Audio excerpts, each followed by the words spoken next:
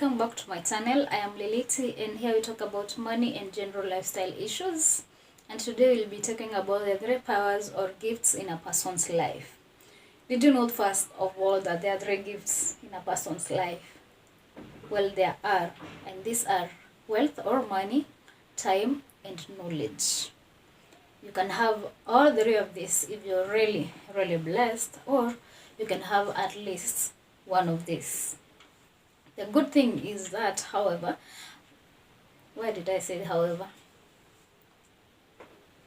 Okay, the best thing is that you can use what you have or a combination of what you have to get what you do not have, which is fair for all of us then.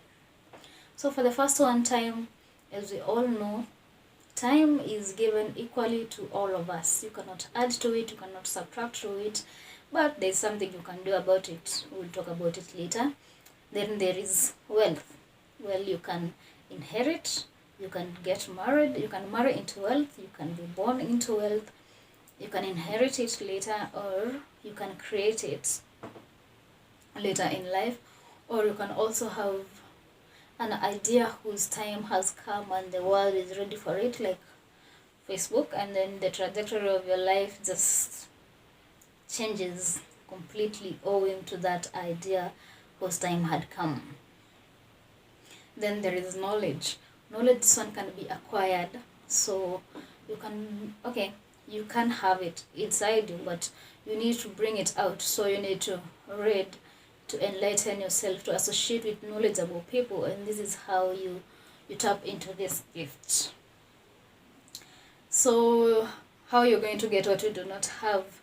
Okay, the thing with these gifts, it's like with any other. How you treat it determines how much more of it you can have. You can say that, what about time? Even if I treated it well, then I would still not have more of it. But for example, if you spend your time wisely, you find that you are able to do much more than what you normally do with the same amount of time, but here you're able to do so much more. So in essence, you've multiplied the time that you had.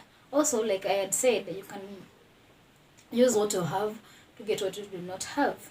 For time, you can employ people to do things for you that you needed to do. Like, for example, you can buy a washing machine. You use your wealth to buy time. You would have spent your time doing laundry, but now you've bought a washing machine which is doing laundry for you, or you have a mama fua you're paying that she can do the laundry for you. So this one frees up your time and you're able to do something that is more worthy to spend time on according to you. You can also employ staff. You do not need to do the lawyering, the accounting, the receptionists work all by yourself. You can hire people who can do this stuff for you, and then you're free now to concentrate on other things, meaning that you have redeemed your time by spending your wealth or your money. So you have used your wealth or money to multiply your time. You can also use your time. If time is what you have, you do not have knowledge, not to say that you're stupid, you just do not have it the way you'd want it. Like, this is an area you would want to be more knowledgeable in.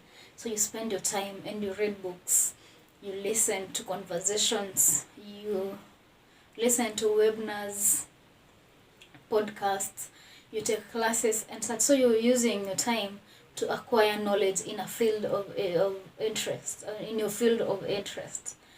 Then about money, as we all know, most of us trade our time for money. So you go to work, you spend your time there, and obviously you're working, then you get paid. So you're exchanging your time for money. Well, it is the desire of all of us that at some point we will stop doing this. Like, you stop trading your time for money, that you can free up your time in that area. But before you get there, you have to give your time so that you can get money. And then you can then use a combination of this. You can be you exchanging your time for money during maybe your 8 to 5 then later you're using your knowledge to get money. Now that could be a side hustle. Maybe you're good in content writing, so you spend now your time again in the evening and the knowledge that you have doing so your side hustle and building it up, so that now that you can create wealth. And maybe eventually when we are all, like when you're in college, what we have is time. So use that wisely, get that knowledge, combine courses if you can. If you're doing a degree in something, get a certificate in something else. Go attend these seminars and any knowledge. What you have is time, so use it to acquire knowledge, because knowledge at some point will equate to wealth. Or you'll be in a room, and what it calls for is that knowledge, and maybe the only thing that can set you apart and give you that chance, your golden opportunity, is that knowledge. So while in college, use your time. Okay, enjoy life, obviously, that one we are all in agreement, but use every chance you have to acquire more knowledge. When you're getting older, like we're starting families, you're starting your first job, your first, second, your first few jobs, then you're spending your time in exchange for money. But this is also the time that you should be building your side hustle. Like, I know not everyone can have a side hustle, because there are those people who are really not they're not entrepreneurs, so they're not into entrepreneurship kabisa, like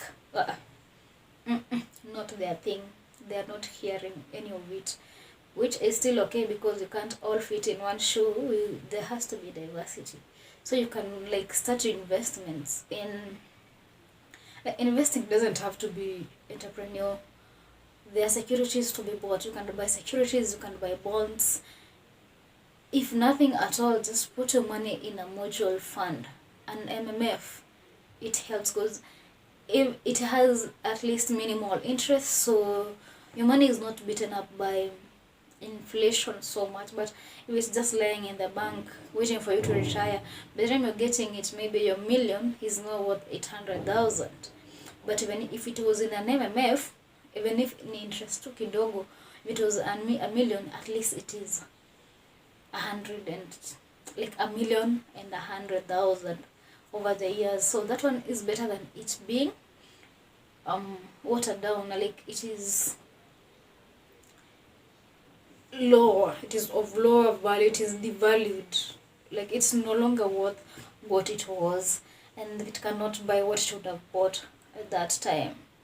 You can also be building your dream, your home, maybe your first home, your first car. These are the things that you do during these first years, 20s, that is.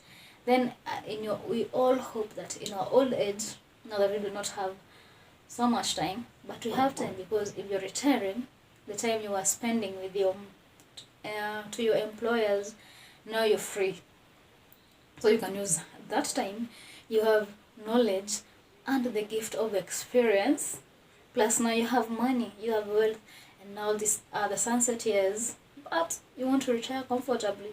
You don't want to be a pain to people, but you see people are retiring. Unaona mazdadi siku hizi wako sawa, because when they were young, they worked, they got knowledge, so now they have time, they have money, they have knowledge.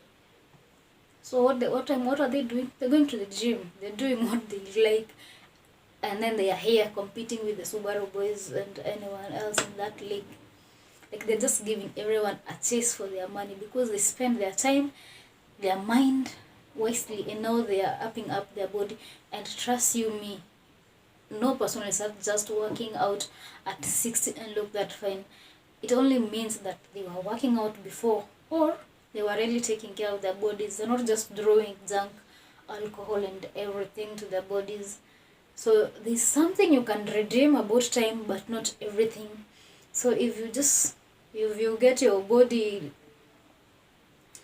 all toxic when you're young, you can't expect to redeem everything about it when you're older. So be nice to yourself, be kind to yourself, and also be forgiving to yourself. You are human. It is only human to make mistakes, and that's how we learn. And enjoy every season, even when you're low, when you feel like you're not learning anything, when you feel like you're in a job that is good, how can I call it? Okay, let me not call it anything, but you feel like there is no potential for growth, you're not learning anything, you're underpaid, and it is just a myriad of everything wrong, but you're there. Even that, celebrate that, because when you, like, maybe in a year's time you'll have your dream job, living your dream life, and it just will be like, why was I even worried? It was still going to add up after all. So enjoy the season you're in, it will pass. And the Bible says that whoever has much, more will be given to them, and he who has less, even the little that he has will be taken from them. So spend your time wisely and be grateful for it. Use your knowledge and continue upgrading it. Then you'll have more.